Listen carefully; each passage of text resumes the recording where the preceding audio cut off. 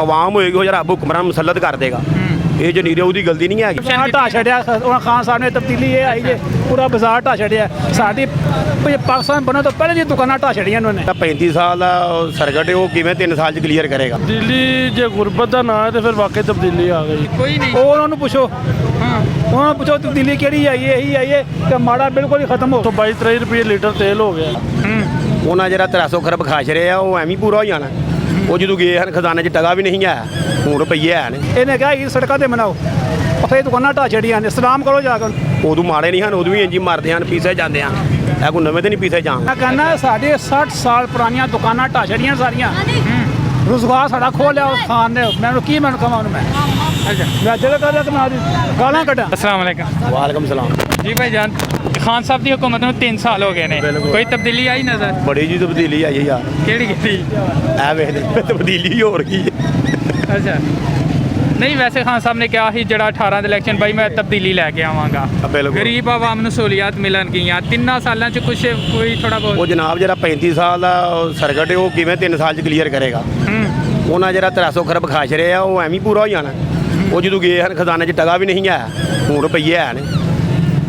ਇੰਜੀ ਆਣਾ ਨਾ ਰਮਾਨ ਨਾਲ ਉਹ ਕਿਹੜਾ ਕੋਈ ਡਿਗੇਟੀਆਂ ਕਰਕੇ ਲੈ ਆਉਣਾ ਕਿਸੇ ਪਾਏ ਉਹਨਾਂ ਨੇ।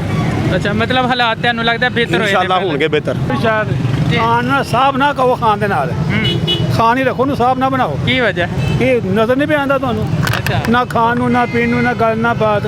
ਅੱਛਾ, ਉਹਨਾਂ ਜਿਹੜਾ ਤਬਦੀਲੀ ਕਿਹਾ ਸੀ ਕੋਈ ਨਹੀਂ। ਉਹ ਉਹਨਾਂ ਨੂੰ ਪੁੱਛੋ, ਹਾਂ ਉਹਨਾਂ ਨੂੰ ਪੁੱਛੋ ਤਬਦੀਲੀ ਕਿਹੜੀ ਆਈ ਹੈ, ਇਹੀ ਆਈ ਹੈ ਕਿ ਮਾੜਾ ਬਿਲਕੁਲ ਹੀ ਖਤਮ ਹੋ ਗਿਆ, ਕੋਈ ਸ਼ੈ ਨਹੀਂ ਰਹੀ।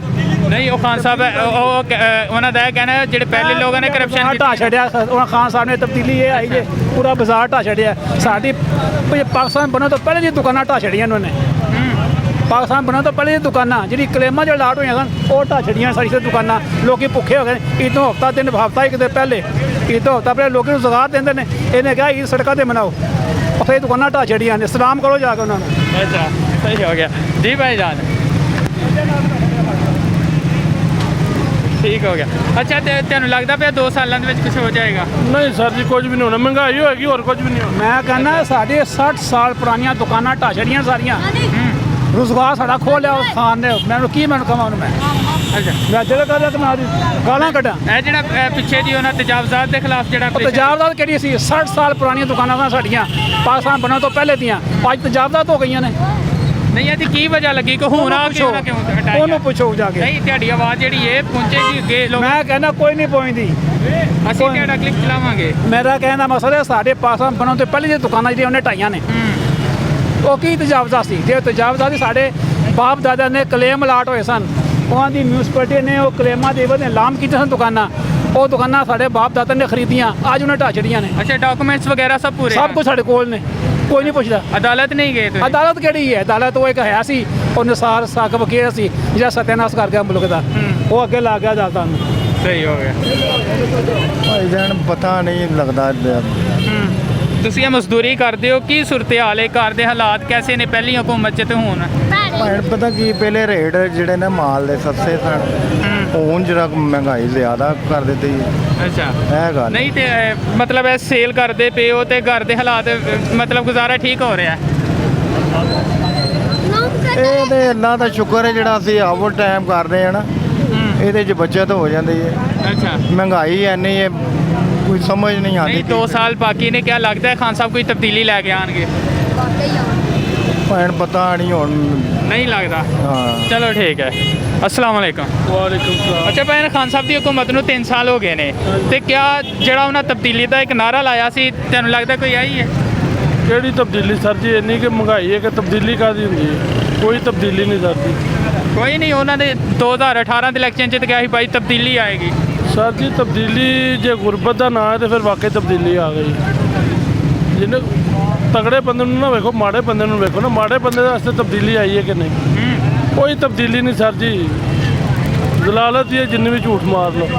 ਮਾੜੇ ਬੰਦੇ ਵਾਸਤੇ, ਤਗੜੇ ਬੰਦੇ ਵਾਸਤੇ ਤਾਂ ਠੀਕ ਹੈ ਨਾ, ਉਹਦੇ ਵਾਸਤੇ ਤਾਂ ਕੋਈ ਨਹੀਂ। ਤੇ ਖਾਨ ਸਾਹਿਬ ਕਿਹਾ ਸੀ ਕਿ ਮੈਂ ਭਾਈ ਗਰੀਬ ਜਿਹੜੀ ਆਵਾਮ ਹੈ ਮੈਂ ਉਹਨਾਂ ਵਾਸਤੇ ਆਇਆ ਵਾਂ, ਗਰੀਬ ਆਵਾਮ ਨੂੰ ਮੈਂ ਸਹੂਲੀਅਤ ਦੇਵਾਂਗਾ। 3 ਸਾਲਾਂ 'ਚ ਕੁਝ ਕਿਹੜੇ ਗਰੀਬ ਆਵਾਮ ਨੂੰ ਸਹੂਲੀਅਤ? ਜੇ ਕਿਸੇ ਨੂੰ ਵੇਖੋ, ਲੋਕਾਂ ਕੋਲ ਖਾਣ ਲਈ ਕੁਝ ਨਹੀਂ ਹੈ। ਜਿਹੜਾ ਪੈਸੇ ਵਾਲਾ ਉਹ ਤਾਂ ਅੱਗੇ ਹੀ ਅਮੀਰ ਆਦਮੀ, ਉਹਦੇ ਵਾਸਤੇ ਤਾਂ ਤਬਦੀਲੀ ਵਾਕਈ ਆ ਗਈ ਉਹ, ਕਿਉਂਕਿ ਪੈਸਾ ਇਕੱਠਾ ਕਰ ਰਿਹਾ। ਗਰੀਬ ਆਦਮੀ ਵਾਸਤੇ ਕੋਈ ਨਹੀਂ। ਅੱਛਾ, ਬਿਲਕੁਲ। ਜਿਹੜੇ 2 ਸਾਲ ਬਾਕੀ ਨੇ ਕਿਆ ਲੱਗਦਾ ਕੋਈ ਆਏਗੀ? ਕੋਈ ਚੀਜ਼ ਨਹੀਂ ਹੋਣੀ ਸਰ ਜੀ, ਮਹਿੰਗਾਈ ਹੋ ਸਕਦੀ ਹੈ। ਤੇਲ ਤੁਹਾਡੇ ਸਾਹਮਣੇ ਰੋਜ਼ ਬਰੋਜ਼ ਦਿਨ ਬ ਦਿਨ ਮਹਿੰਗਾ ਹੋ ਰਿਹਾ, 122-23 ਰੁਪਏ ਲੀਟਰ ਤੇਲ ਹੋ ਗਿਆ। ਤਬਦੀਲ ਖਾਨ ਸਾਹਿਬ ਤੇ ਕਹਿੰਦੇ ਨੇ ਭਾਈ ਪਹਿਲੇ ਦੀ ਨਿਸਬਤ ਮੁਲਕ ਹੁਣ ਅੱਛੇ ਤਰੀਕੇ ਨਾਲ ਚੱਲਦਾ ਪਿਆ। ਉਹ ਸਰ ਜੀ ਕਿੱਥੇ ਕੋਈ ਕੀ ਪੇ ਚੱਲਦਾ ਜੇ, ਕੋਈ ਸ਼ਹਿਰ ਨਹੀਂ ਪੇ ਚੱਲਦੀ ਹੈ। ਉਹਨਾਂ ਦੀ ਨਜ਼ਰ 'ਚ ਤੇ ਹਰ ਚੀਜ਼ ਪੇ ਚੱਲਦੀ ਹੈ। ਬਿਲਕੁਲ ਉਹਨਾਂ ਦੀ ਨਜ਼ਰ 'ਚ ਤੇ ਉਹ ਵੇਖਣਾ ਤਾਂ ਗਰੀਬ ਆਦਮੀ ਨੂੰ, ਤਗੜਾ ਆਦਮੀ ਤਾਂ ਤੁਹਾਨੂੰ ਅੱਗੇ ਦੱਸਿਆ ਕਿ ਉਹਦੇ ਵਾਸਤੇ ਤੇ ਹਰ ਚੀਜ਼ ਓਕੇ ਵੇ। ਉਹ ਤੇ ਤੇਲ ਹੁਣ ਸੂਫੀ ਆਇਲ ਜੀ ਲਾ ਲਓ ਤੁਸੀਂ, ਕਿੱਡਾ ਕੁ ਮਹਿੰਗਾ ਹੋ ਗਿਆ ਕਿ 1600-1700 ਰੁਪਏ ਦੀ ਪੇਟੀ ਹੋ ਗਈ, ਜਿਹੜੀ ਅੱਜ ਤੋਂ 3 ਸਾਲ ਪਹਿਲਾਂ 850 ਰੁਪਏ ਦੀ। ਬਿਲਕੁਲ। ਉਹਨਾਂ ਵਾਸਤੇ ਤੇ ਤਗੜਾ ਬੰਦਾ ਤੇ ਹਰ ਚੀਜ਼ ਅਫੋਰਡ ਕਰ ਸਕਦਾ, ਮਾੜਾ ਬੰਦਾ ਨਹੀਂ ਕਰ ਸਕਦਾ। ਠੀਕ ਹੈ। ਵੇਖਣਾ ਤੇ ਮਾੜੇ ਹਾਲ 'ਚ ਨਾ, ਤਗੜਾ ਤੇ 100 ਦੇ ਵਿੱਚੋਂ 20% ਬੰਦੇ ਖਾ ਪੀ ਸਕਦੇ ਨੇ ਨਾ, 80% ਤੇ ਉਹ ਗੁਰਬਤ ਰੇਸ਼ੋ ਤੋਂ ਵੀ ਥੱਲੇ ਨੇ। ਸਹੀ, ਮਤਲਬ ਇਹ ਜਿਹੜਾ ਇਹ ਤੁਹਾਨੂੰ ਲੱਗਦਾ ਫਿਰ ਖਾਨ ਸਾਹਿਬ ਦੀ ਹਕੂਮਤ ਠੀਕ ਨਹੀਂ ਚੱਲਦੀ ਪਈ? ਕੋਈ ਵੀ ਨਹੀਂ ਸਰ ਜੀ, ਸਭ ਉਹਨਾਂ ਦੀ ਨਜ਼ਰ ਚੋਕੇ ਨੇ। ਕੋਈ ਮਤਲਬ ਤੁਸੀਂ ਮੁਤਮਿਨ ਹੋ ਖਾਨ ਸਾਹਿਬ ਦੀ? ਬਿਲਕੁਲ ਬਿਲਕੁਲ।